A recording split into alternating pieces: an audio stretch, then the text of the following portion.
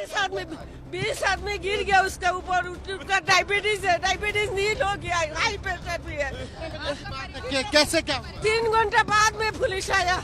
कहाँ से आए हैं आप? मेघालय से आया। नमस्कार, स्वागत है आपका चैनल न्यूज गंगा पर। मैं हूं आपके साथ निशा भारद्वाज। उत्तर प्रदेश के प्रयागराज स्थित महाकुंभ मेले में बुधवार तड़के भगदड़ मची। इसमें कई लोगों के घायल होने की जानकारी निकलकर सामने आई है। बताया गया है कि मौनी अमावस्या पर अमृत स्नान के लिए संगम क्षेत्र में बड़ी संख्या में भीड़ जुटने के कारण ऐसी स्थिति पैदा हो गई। हालांकि बताया यह भी गया है कि अब काफी हद तक हालात को काबू में कर लिया गया है, लेकिन इस बीच भगदड़ के दौरान मौजूदा लोगों ने अपने हाल बयां किए और बताया कि भीड़ के बेकाबू होने के बाद किस तरह का वहां पर नजारा बना हुआ था। घटना में कई लोग घायल भी हुए हैं, लेकिन इस बीच सीएम योगी आदित्यनाथ ने किसी भी अफवाह पर ध्यान न देने की अपील की है। इसलिए मेरी अपील है पूरे प्रदेशवासियों से, पूरे देशवासियों से और सभी श्रद्धालुओं से भी, सभी पूज्य संतों से भी कि अफवाह पर कोई ध्यान न दे, संयम से काम ले। ये सब आयोजन सभी लोगों का है। प्रशासन उनकी सेवा के लिए पूरी तत्परता के साथ लगा हुआ है। केंद्र और राज्य सरकार पूरी मजबूती के साथ वहां पर हर प्रकार का सहयोग करने के लिए तत्पर है, लेकिन कोई किसी अफवाह पे ध्यान न दे।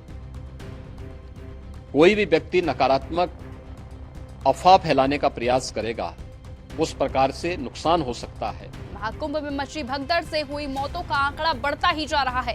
अब तक 24 से ज्यादा लोगों की मौत की आशंका जताई गई है। हालांकि इसकी पुष्टि अभी तक नहीं हुई है। अखाड़ा परिषद के महामंत्री और जूना अखाड़ों के संरक्षण महंत हरिगिरी ने अपील की है कि लोग जहां पर भी है वो वहीं पर गंगा स्नान करके अपने घर वापस लौट जाएं। महाकुंभ में भगदड़ के बाद महंत ने कहा कि प्रयागराज की सीमा के अंदर हो या बाहर, गंगा स्नान करने पर वही पुण्य मिलेगा। वहीं इस बीच सीएम योगी आदित्यनाथ का पहला बयान इस वक्त निकलकर सामने आया है।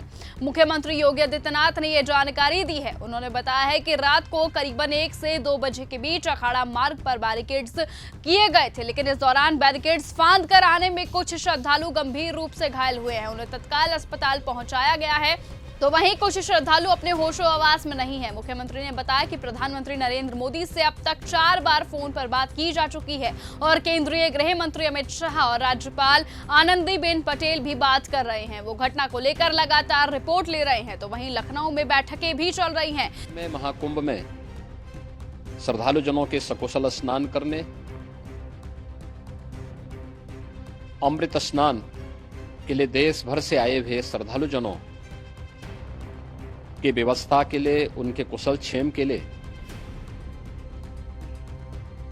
आदरणीय प्रधानमंत्री जी का प्रातःकाल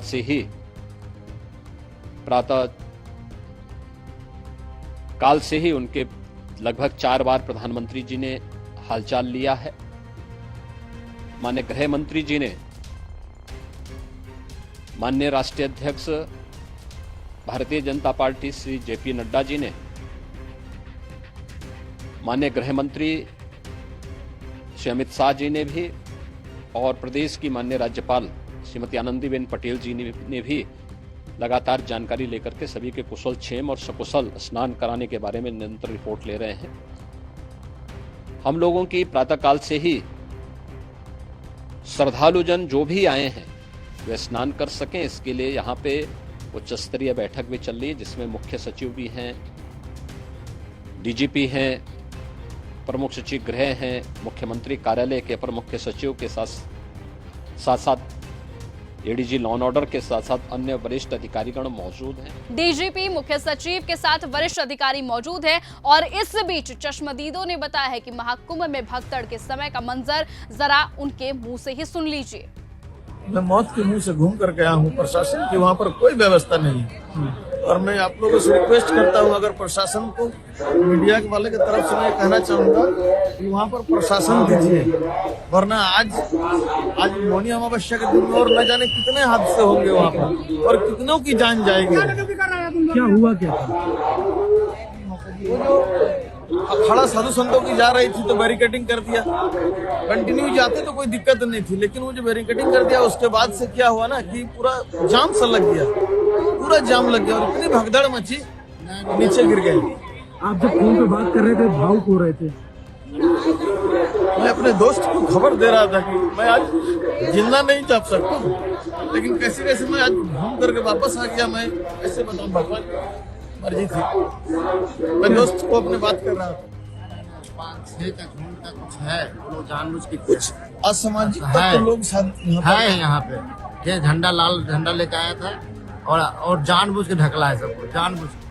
तुमने एक ढलान था वहाँ पर खड़े थे, कुछ आदमी आया झंडा लेके अचानक गिरा दिया, अचानक से गिर गया और गिरे से गिरा तो पटक गए और मेरे लोग 10 आदमी के खड़ा हो गया। बचते नहीं आपके ऊपर कोई चढ़ गया था? 10 आदमी ज्यादा होगा। तब एक लड़का था हल्का कटा दे रहा, उसके बेल्टी पकड़े आराम उठे। क्या चीज अपना हिम्मत मतलब करके हम लोग उठे हैं। ये लोग भी मेरा हेल्प नहीं कर पा रहे थे क्योंकि ये लोग खुद गिरे हुए थे। हम लोग खुद का अपना हिम्मत करके वहाँ से किसी तरह बच के बस यहाँ नहीं सोच रहे कि अब स्नान करने का सोचे नहीं है कि स्नान करेंगे हम। जिंदगी बच गया भाई साहब हम लोग का। तो सब से यही कहना चाहता हूँ कि आप लोग के माध्यम से थोड़ा सा प्रशासन, बच्चे भी आपके साथ में? बच्चे नहीं है। और मैं जब आया तो एक भाई साहब थे, साधु महात्मा के संत में थे, बोले आप लोग से पहले भी जो भगदड़ मची है उसमें 3 जन मर गए हैं। ऐसा धक्का मुक्का चला, बाद में हम बचने के लिए कोई चांस नहीं है, इधर उधर सबकी जगह में धक्का शुरू हो गए। साथ ही आपको बताएं कि इस तरह की भगदड़ या फिर इस तरह की घटनाएं महाकुंभ से ये पहली बार नहीं है। इससे पहले भी 2 बार महाकुंभ में आगजनी हो चुकी है। एक बार महाकुंभ में एक साथ 19 सिलेंडर फटे थे, जिसके बाद दूसरी खबर ये थी कि महाकुंभ में पार्किंग में 2 गाड़ियां जलकर खाक हो गई थी, जिसके बाद उन पर काबू पा लिया गया था। लेकिन अब ये घटना जो है पूरी तरह से देश भर में फैल चुकी है और जिसके बाद वहां पर लोगों से अपील की जा रही है कि वो किसी भी तरह की अफवाहों पर ध्यान ना दें और साथ ही सरकार ने वहां पर जो लोग बिछड़ गए हैं उनको शिविरों में ही शरण दे दी गई है। साथ ही वहां पर अनाउंसमेंट का सिलसिला भी लगातार जारी है। इस खबर पर हम अपनी नजर पूरी तरह से बनाए रखेंगे। ऐसे ही लेटेस्ट अपडेट्स और खबरों के लिए बने रहे और देखते रहें चैनल न्यूज़ गंगा। नमस्कार। ऐसी ही खबरों को सुनने और देखने के लिए सब्सक्राइब करना बिल्कुल मत भूलिएगा चैनल न्यूज़ गंगा। खबरें अच्छी लगी तो लाइक का बटन दबाना बिल्कुल मत भूलिएगा। कमेंट बॉक्स में टाइप भी कर सकते हैं और हाँ, शेयर करना भी बिल्कुल मत भूलिएगा।